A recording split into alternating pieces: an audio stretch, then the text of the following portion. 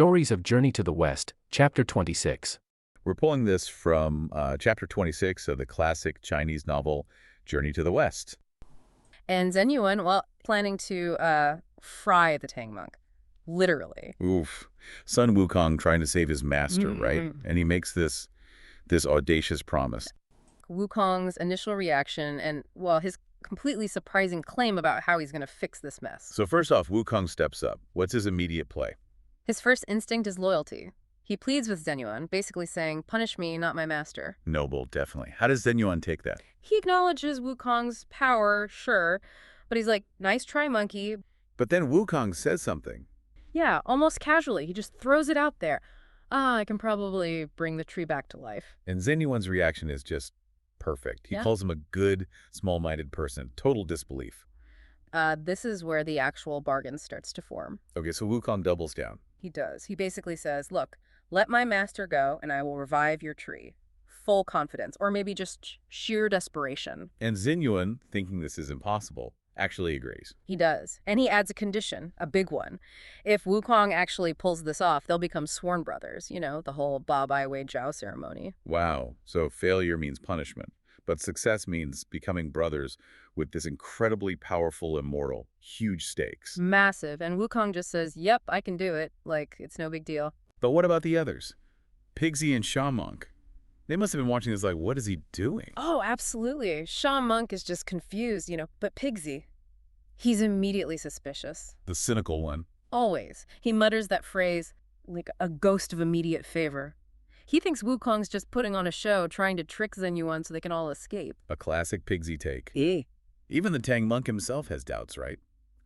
He questions Wukong. He does. He asks Wukong point blank if he's just, well, bluffing his way out. So what is Wukong's explanation? Is he bluffing? He swears he's telling the truth. He says he genuinely intends to find a cure for the tree, and then he uses that very interesting phrase. Which one? Basically, a solution comes from the sea. From the sea. Okay, that's intriguing. Where exactly is he planning to go? He declares he's heading to the Eastern Ocean, the Dongyang Dahai, to search the legendary 3 islands and 10 continents. Wow, the mythical isles. To find what? Or who? Immortal sages, holy elders, basically anyone who might possess the secret. The Qian Hui Shangzi, the method for bringing the dead back to life, or in this case, a tree. So it's a real quest he's setting out on. Yeah. But Tang monk imposes a time limit, doesn't he? He's worried. Very worried. He gives Wukong just 3 days. 3 days to find this miraculous cure. And if he fails... Then Tang monk says he'll recite that scripture. That'd be untightener.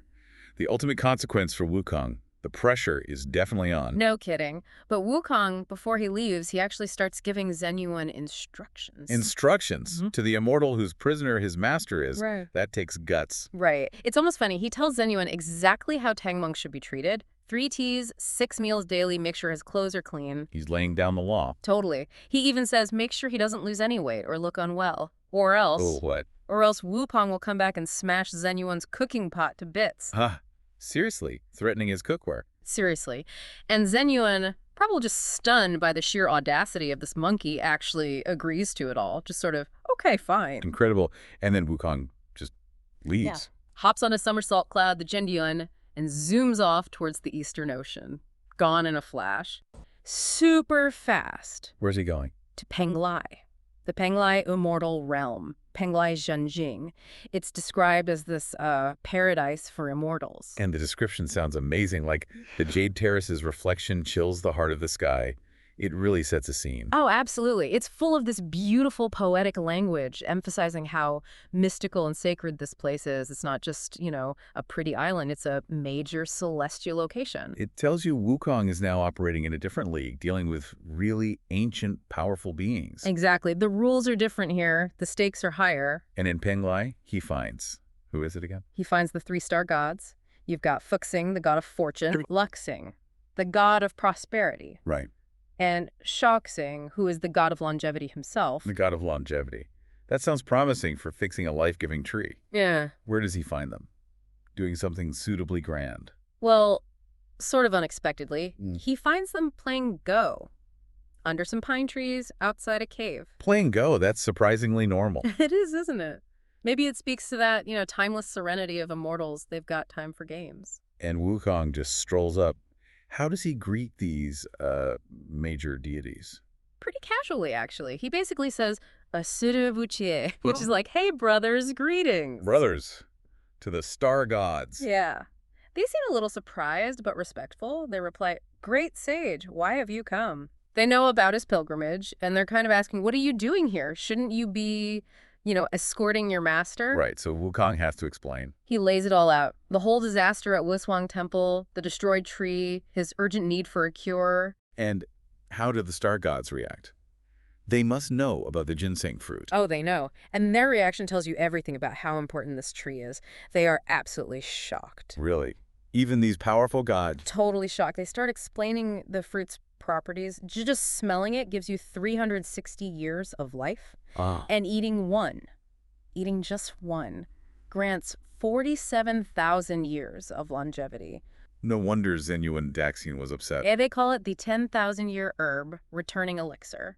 Their awe is obvious. It makes you realize just how precious this thing is. And they seem to imply Zenyuan Daxian got it relatively easily. Yeah, they kind of contrast it with their own, long, hard work cultivating their own longevity. Like, this guy Zenyuan just has this ultimate treasure. And then Wukong drops the bomb. Yep, he just comes out with it. I've already severed its roots. Oh boy.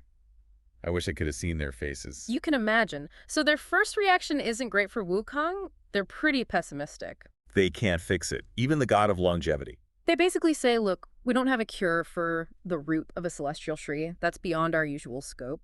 Our elixirs are for, lesser problems, mortal things. Not this. So the tree is unique, Yeah. even among magical things. It seems so. It highlights just how special it is. And Wukong's clock is ticking, right? The 3-day limit from his master. Exactly. He explains this to the star gods. If he's not back in 3 days, Tang Sanzang will use the dreaded tightening circlet spell. Ouch, yeah.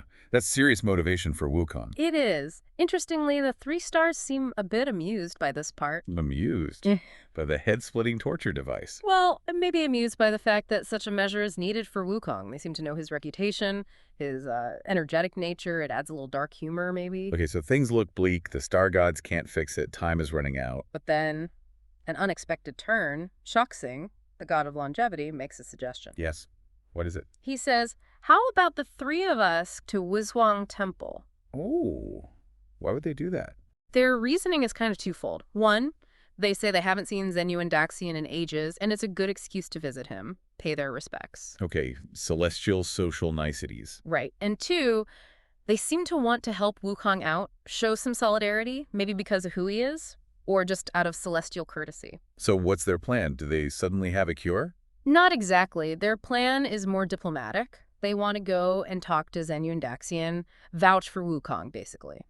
Intercede on his behalf. Precisely. Ask for an extension on that 3-day deadline. Buy Wukong more time to keep searching for someone who can fix the celestial root. That's actually quite clever, using their status. It is. And Wukong naturally is incredibly grateful. This is a huge lifeline. I bet. And their arrival at Wushuang Temple is described as this grand event. Auspicious clouds, fragrant scents, celestial light.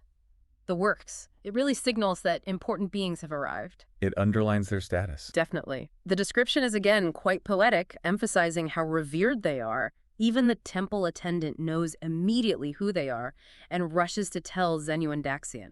And how does Zenyuan Daxian react? He was pretty angry before. He shows immediate respect. He comes down the steps to greet them properly, even though he's the host and, the aggrieved party here. Interesting. So there's a clear hierarchy, but also mutual respect. Seems like it. Tang Sanzang is also there, being polite, offering greetings, and the star gods are careful to acknowledge Zenyuan Daxian's seniority before getting down to business. So who does the talking? Luxing, the prosperity god, speaks first. He explains why they're there. Sun Wukong came to them, explained the situation. He's trying to find a cure. Setting the stage. Right. Then Shaxing, longevity himself, makes the direct request. Can we please have a bit more time? Forget the 3-day limit for now. Wukong is genuinely trying to fix this. And Zenyuan Daxian agrees. Well, the text focuses on Tang Sanzang's reaction first. He immediately chimes in, relieved, promising not to recite the tightening spell. So pressure off Wukong for the moment. Exactly. A temporary reprieve has been negotiated thanks to the Star God's intervention. Okay, scene change.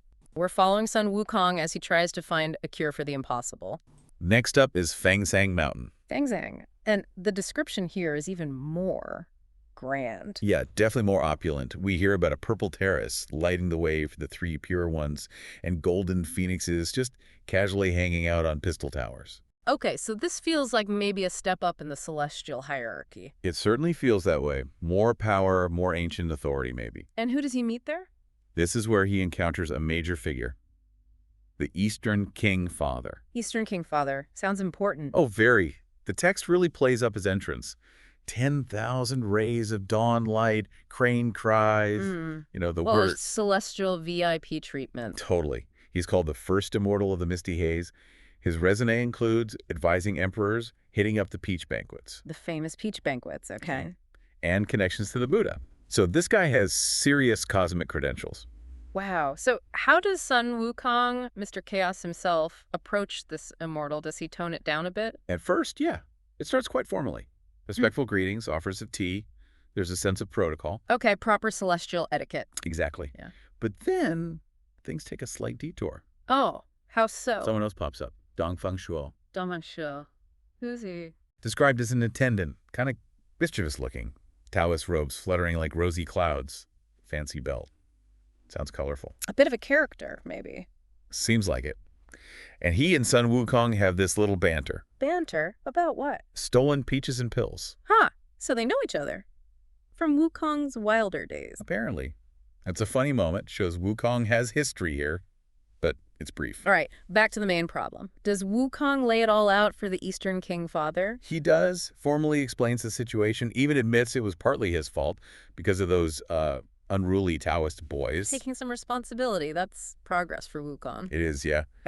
He needs help badly. Yeah. So what's the King Father's reaction? He's not happy, I take it. Definitely not thrilled. He immediately points out how serious it is to offend Zenyuanzi, the tree's owner. Zenyuanzi. Calls him the Earth Immortal Ancestor, like basically royalty in the immortal world. So messing with his tree, big mistake. Okay, emphasizes the social blunder. But what about the tree itself? That's the key part. The King Father stresses how unique it is. That grass-returning elixir thing again, born from heaven and earth's spiritual root. So he's saying it's not just any powerful magic tree. Exactly. He's drawing a line. This is different. Primordial. Not like regular plants. Not even regular magic plants, maybe. Which suggests fixing it isn't straightforward, even for him. Precisely. It seems to be beyond his particular skill set, despite his high rank. So what's the final verdict from the Eastern King Father? Pretty blunt. No method, no method. Ouch. Another dead end. Did he offer anything else? He offered some jade liquid, maybe a consolation prize, or just standard hospitality. But not the fix Wukong needs? Nope. So Wukong, still totally focused, says his goodbyes and leaves immediately. Again. Man, strike two. He must be getting desperate. Where can he even go from here? His third attempt takes him to Yingzhou Island. Yingzhou. And let me guess, more stunning scenery. You got it. Pearl trees, intricate and luminous, blue mountains and green waters, jade flowers radiant, another slice of paradise. How does this one feel compared to Penglai and Fangzang? This one feels maybe more ancient, more serene and detached, like really timeless. Less about hierarchy, perhaps, and more about just being. Interesting. And who lives in this serene place? He finds the 9 elders of Yingzhou. The 9 elders? What are they like? The description's great. They sound super relaxed. Old, white hair and wrinkled faces, but also childlike complexions. Ageless contentment sort of thing. Exactly. They're just chilling, playing chess, drinking, singing, chatting, totally free from, like, the worries of time or status.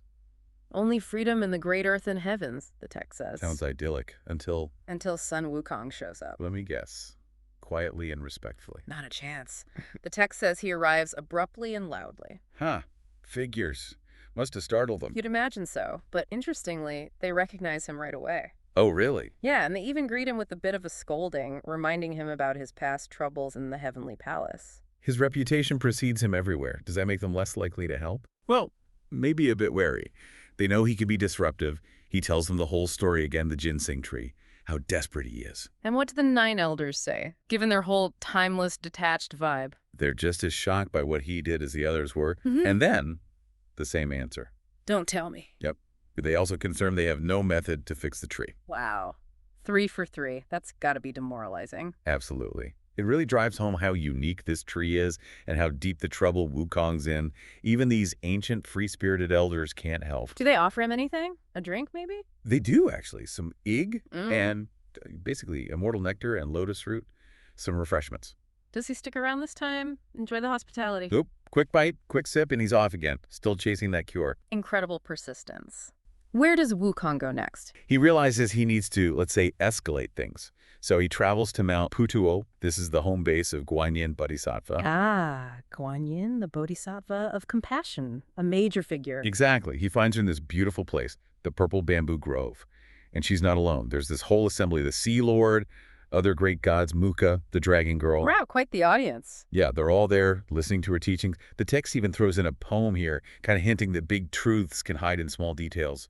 Sets the stage, Suggesting the answer might be something subtle, maybe. Perhaps. Something tied to compassion, not just divine might. Before he gets to Guanyin, though, there's a little run-in, right? Yeah.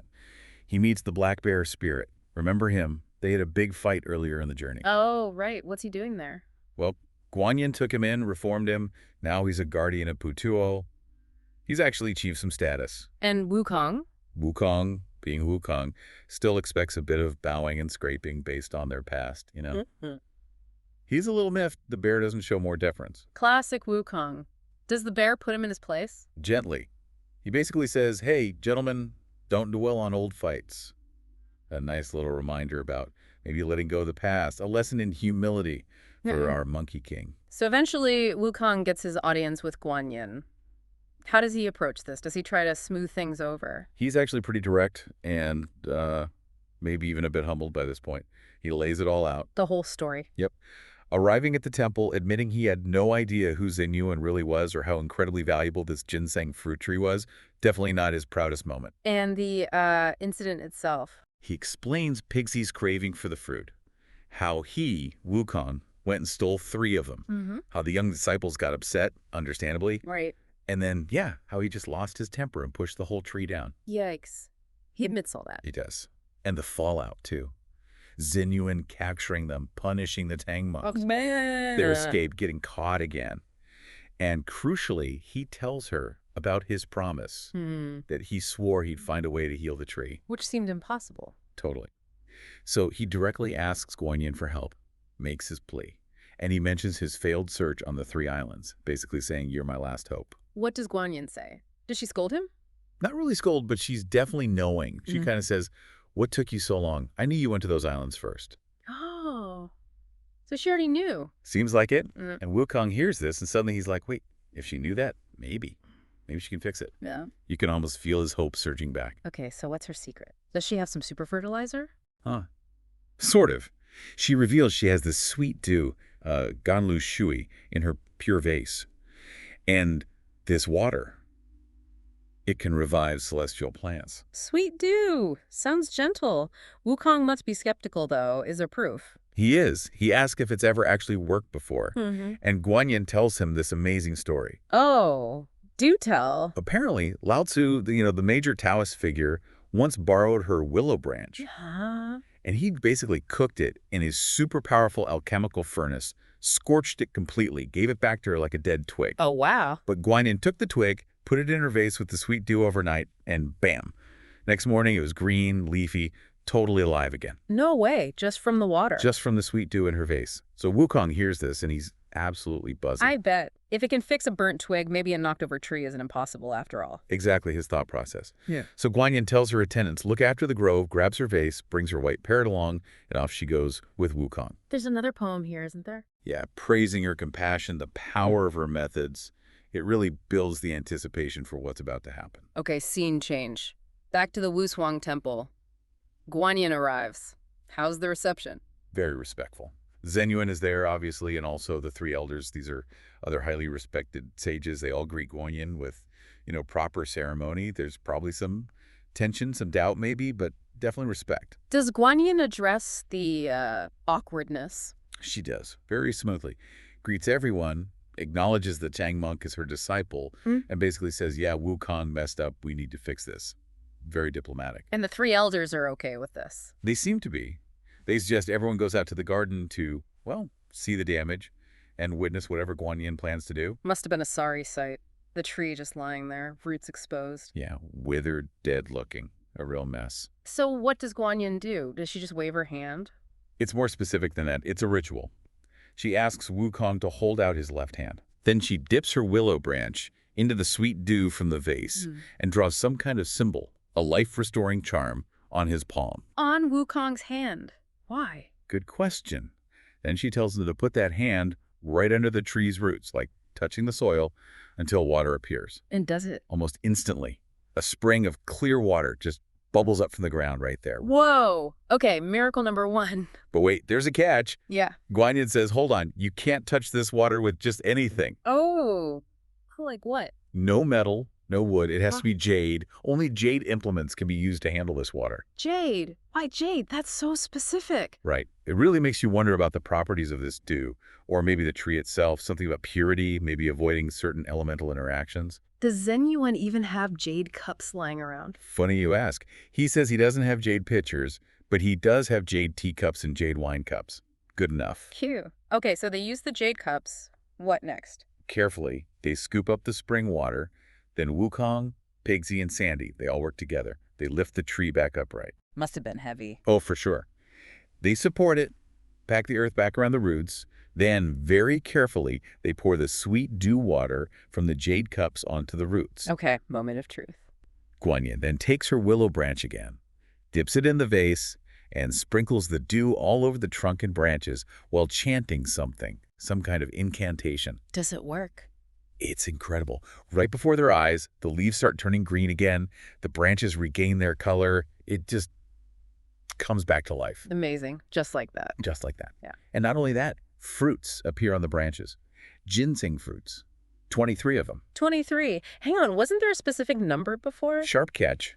The two young disciples, King Feng and Ming Yu, they notice immediately. They're like, wait a minute, we counted 22 before. So where did the extra one come from? Did Guan Yin make an extra one? Wukong actually figures it out. He says the one he knocked off earlier must have just fallen into the ground. Can it do that? Apparently. The local earth deity pops up and confirms it. Says the ginseng fruit has this special property. If it falls, it can just sink into the earth. Huh. Convenient. Pigsy must have been suspicious. Huh. Yeah, Pigsy mutters something, probably thinking Wukong hit it. But the explanation holds. And Guan Yin explains the jade thing again, says the fruit doesn't like the 5 elements, metal, wood, water, fire, earth. So jade, being pure, was necessary. Fascinating. All these specific rules and properties. So the tree's back. Zhen Yuan must be over the moon. Absolutely ecstatic. He immediately orders his disciples, get the golden knocker. Let's harvest 10 of these beauties. A celebration is in order, I guess. Definitely. He insists Guan Yin and the 3 elders come back to the main hall for a proper ginseng fruit feast. As thanks, you know. A feast of the magic fruit. Nice. How does that go down? It's quite formal. Proper tables, the fruit served on special cinnabar platters. And the seating shows the respected. Guan Yin gets the top spot, the elders next, then Tang Monk, with Zhen Yuan hosting. So who gets to eat this fruit that grants long life? Okay, let's see. Guan Yin has one. The 3 elders each have one.